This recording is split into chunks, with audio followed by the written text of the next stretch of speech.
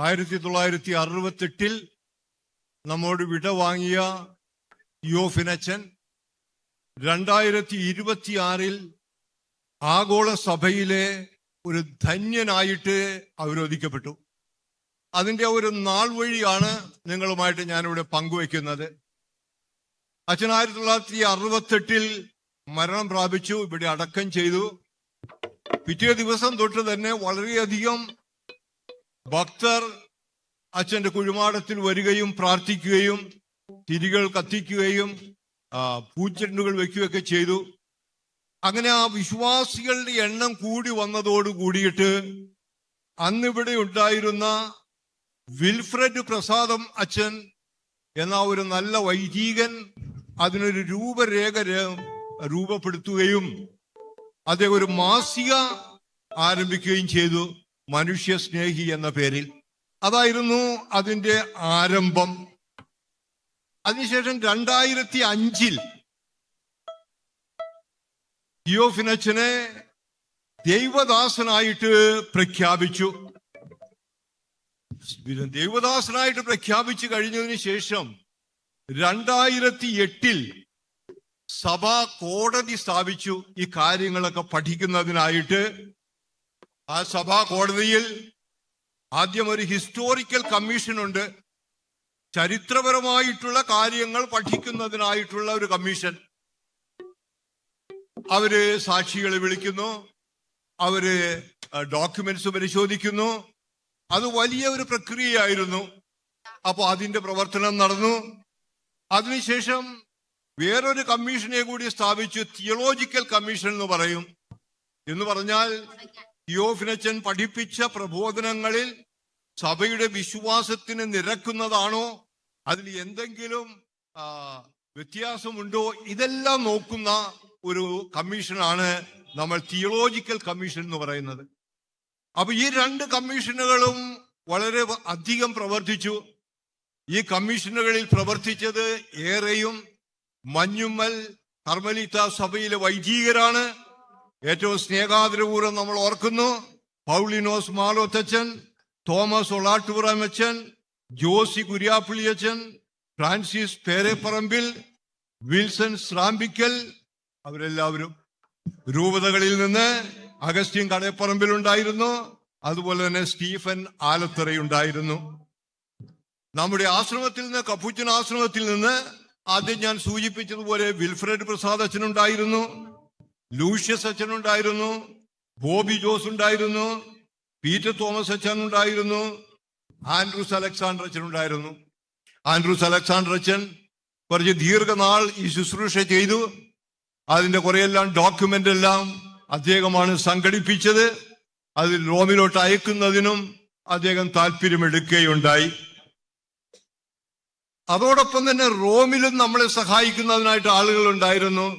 അവിടെ കാർലോ കല്ലോണി അച്ഛനുണ്ടായിരുന്നു, ആന്റോണൈൻ ഹഡാഡ് ഉണ്ടായിരുന്നു. അവർ രണ്ടുപേരും ഇന്ന് വരേണ്ടതായിരുന്നു.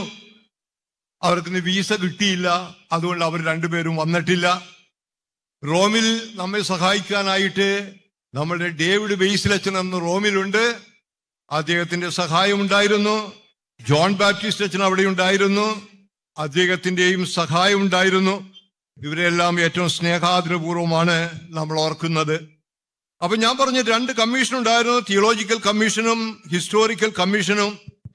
ഇവർ ഈ കാര്യങ്ങളെല്ലാം പഠിച്ച് 8 വർഷത്തിന് ശേഷം 2016 അവർ ആ റിപ്പോർട്ട് തന്നു. അതോടുകൂടിയിട്ട് ആ റിപ്പോർട്ട് ഇവിടെ എത്തുകയും ആ റിപ്പോർട്ട് നമ്മൾ റോമിലോട്ട് അയക്കുകയും ചെയ്തു. 2016 ആ ഡോക്യുമെന്റ്സ് നമ്മൾ അങ്ങോട്ട് അയച്ചു. ആ ഡോക്യുമെന്റ്സ് അവിടെ ചെന്ന് കഴിഞ്ഞപ്പോൾ റോമിൽ നിന്ന് 2 പേര്, പോസ്റ്റ്ലേറ്ററും വൈസ് പോസ്റ്റ്ലേറ്ററും, കാർലോ കല്ലോണിയും ആന്റോയിൻ ഹഡാഡും 2019 ഇവിടെ വന്ന് ഇതെല്ലാം ചെക്ക് ചെയ്യുകയുണ്ടായി. ആ മ്യൂസിയം, ഡോക്യുമെന്റ്സ്, ആർക്കൈവ്സ്, സമാധി, ഇതെല്ലാം കൂലങ്കഷമായിട്ട് അവർ പരിശോധിക്കുകയുണ്ടായി. അതിൻ്റെ എല്ലാം വെളിച്ചത്തിൽ നമ്മൾ കൊടുത്ത ഡോക്യുമെന്റ്സ്, അതിന് നമ്മൾ പറയുന്ന പൊസിസിയോ എന്നാണ്, അത് റോം പഠിക്കാനായിട്ട് എടുത്തു. അത് ഏറ്റവും ബുദ്ധിമുട്ട് പിടിച്ച ഒരു കാലഘട്ടമായിരുന്നു. നമ്മൾ ഈ കൊടുക്കുന്ന ഡോക്യുമെന്റിനെല്ലാം സപ്പോർട്ടിംഗ് ആയിട്ടുള്ള ഒറിജിനൽ ഡോക്യുമെന്റ്സ് വേണം. ജ്ഞാനസ്നാനത്തിന്റെ ഒറിജിനൽ എന്ന് പറഞ്ഞാൽ 1913 അച്ഛൻ ജ്ഞാനസ്നാനം സ്വീകരിച്ചപ്പോൾ കോട്ടപ്പുറം പള്ളിയിൽ ഉണ്ടായിരുന്ന ആ രജിസ്റ്ററിന്റെ കോപ്പി വേണം. അല്ലാതെ കൊണ്ട് ബിഷപ്പ് എഴുതി തന്നാ പോരാ, ഇങ്ങനെ ജ്ഞാനസ്നാനം അവർ സ്വീകരിച്ചില്ല. അത് നമുക്ക് കിട്ടാൻ പറ്റില്ല. കാരണം അച്ഛൻ ജ്ഞാനസ്നാനം സ്വീകരിക്കുമ്പോൾ അത് വരാപ്പുഴ അതിരൂപതയുടെ കീഴെയായിരുന്നു. കോട്ടപ്പുറം രൂപതയായി. കോട്ടപ്പുറം രൂപതയിലോട്ട് വന്നപ്പോൾ ആ ഡോക്യുമെന്റ് എല്ലാം ഇവിടെ എത്തിയിട്ടില്ല. അതുകൊണ്ട് ഡോക്യുമെന്റ്സ് കിട്ടാൻ വളരെ ബുദ്ധിമുട്ടായിരുന്നു. സഭയ്ക്കകത്തും കപ്പുച്ചിൻ സഭയ്ക്കകത്തുനിന്ന് ഡോക്യുമെന്റ് കൊടുക്കാൻ പറ്റിയില്ല. കാരണം അച്ഛൻ മരിക്കുമ്പോൾ ഇന്ത്യയും മലേഷ്യയും കൂടി ഒരു കപ്പുച്ചിൻ പ്രോവിൻസ് ആയിരുന്നു. ഇപ്പൊ നമ്മൾ 13 ഉണ്ട്. അപ്പൊ ഓരോ ഡിവിഷൻ വരുമ്പോഴും അച്ഛന്റെ പട്ടത്തെ കുറിച്ചുള്ള ഡോക്യുമെന്റോ അല്ലെങ്കിൽ പ്രൊഫഷനെ കുറിച്ചുള്ള ഡോക്യുമെന്റോ ഒന്നും അങ്ങോട്ട് എത്തുന്നില്ലായിരുന്നു. വലിയ വലിയ ബുദ്ധിമുട്ടായിരുന്നു. അതിനോടനുബന്ധിച്ച് പിന്നെ നമുക്കൊരു വലിയ സഹായമായിട്ട് വന്നത്, ഈ സംഭവങ്ങളൊക്കെ നടക്കുന്ന സമയത്ത് ഇവിടെയുള്ള കപ്പുച്ചിൻ സഭ അങ്ങ് പാരീസ് കപ്പുച്ചിൻ സഭയുടെ കീഴിലായിരുന്നു. പാരീസ് കപ്പുച്ചിൻ സഭയിലെ ആർക്കൈവ്സിൽ ഈ ഡോക്യുമെന്റ്സ് ഉണ്ടായിരുന്നു. അങ്ങനെ നമ്മൾ പാരീസിൽ നിന്ന് വളരെയധികം ഡോക്യുമെന്റ് നമുക്ക് എടുക്കാൻ സാധിച്ചു. അതോടൊപ്പം തന്നെ ഞങ്ങളുടെ ജനറലേറ്റിലും ഉണ്ടായിരുന്നു ഡോക്യുമെന്റ്സ്. അപ്പോൾ ആ ഡോക്യുമെന്റ്സും എല്ലാം കൊണ്ടുവന്ന് നമ്മൾ കൊടുത്തപ്പോൾ നമ്മൾ എഴുതിയുണ്ടാക്കിയ പൊസിസിയോ അവർ സ്വീകരിച്ചു. അത് വളരെ ബുദ്ധിമുട്ടുള്ളൊരു കാര്യമാണ്. ഒരു ചെറിയ പാഴപ്പിഴയുണ്ട്, ഒരു സർട്ടിഫിക്കറ്റിന്റെ കുറവുണ്ടെങ്കിൽ അവരെ തള്ളിക്കളയും. അപ്പോൾ ഈ ഡോക്യുമെന്റ് അവർ സ്വീകരിച്ചതിന് ശേഷം അവര് ദൈവശാസ്ത്രജ്ഞന്മാർ ഇത് പഠിക്കുന്നതിനായിട്ട് ഏൽപ്പിക്കും. 12 ദൈവശാസ്ത്രജ്ഞന്മാരെ വാറ്റിക്കാൻ ഇത് പഠിക്കുന്നതിനായിട്ട് ഏൽപ്പിച്ചു. ആ 12 പേരും അത് പഠിച്ചു. അവരുടെ ആ ഒരു ഡോക്യുമെന്റ് ഉണ്ടാക്കി.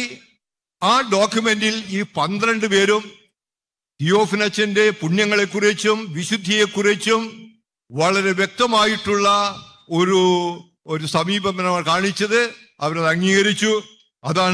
അതോടുകൂടിയിട്ട് ദൈവശാസ്ത്രജ്ഞന്മാർ തിയോഫിനച്ചന്റെ പുണ്യജീവിതത്തെ അംഗീകരിച്ചുകൊണ്ടുള്ള റിപ്പോർട്ട് കൊടുത്തു. ആ ദൈവശാസ്ത്രജ്ഞന്മാർ അംഗീകരിച്ചിട്ടുള്ള ആ റിപ്പോർട്ട് അടുത്തതായിട്ട് കർദിനാൾമാരുടെ ഒരു കമ്മീഷനുണ്ട്. ഈ കർദിനാൾമാരുടെ കമ്മീഷനെ ഏൽപ്പിച്ചു പരിശുദ്ധ പിതാവ്. ആ കർദിനാൾമാർ ആ കമ്മീഷന്റെ റിപ്പോർട്ട് പഠിച്ചു.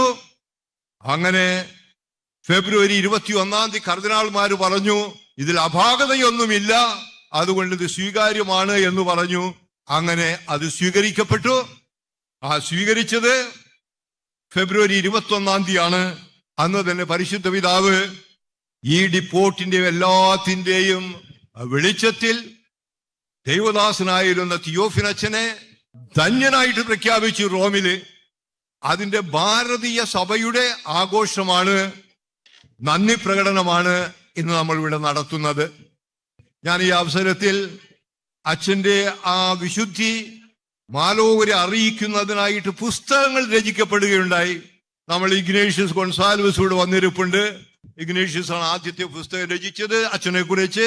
സെബാസ്റ്റ്യൻ പള്ളിത്തോടുണ്ട്. സെബാസ്റ്റ്യൻ പള്ളിത്തോടിന്റെ പ്രേരണയിൽ കേരള ഗവൺമെന്റ് അച്ഛനെ കുറിച്ച് ഒരു ബയോഗ്രഫി ഇറക്കി.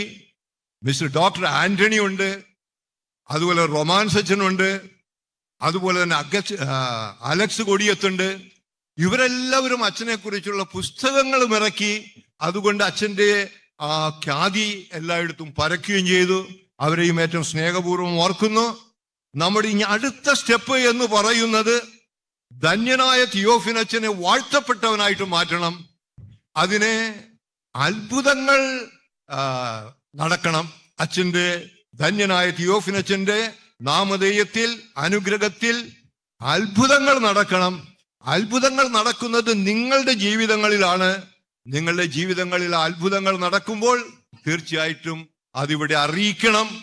ആ അത്ഭുതങ്ങളുടെ ബലത്തിൽ മാത്രമേ ധന്യനായ തിയോഫിനച്ചനെ നമുക്ക് ഇനി വാഴ്ത്തപ്പെട്ടവനായി മാറ്റാൻ സാധിക്കുകയുള്ളൂ. അതിന്റെ ഉത്തരവാദിത്വം നിങ്ങളിലാണ്. അതിനോട് ഉത്തരവാദിത്വപൂർവ്വം പ്രതികരിക്കണമെന്ന് ഏറ്റവും സ്നേഹപൂർവ്വം ഓർമ്മിപ്പിച്ചുകൊണ്ട് ഞാൻ അവസാനിപ്പിക്കുന്നു.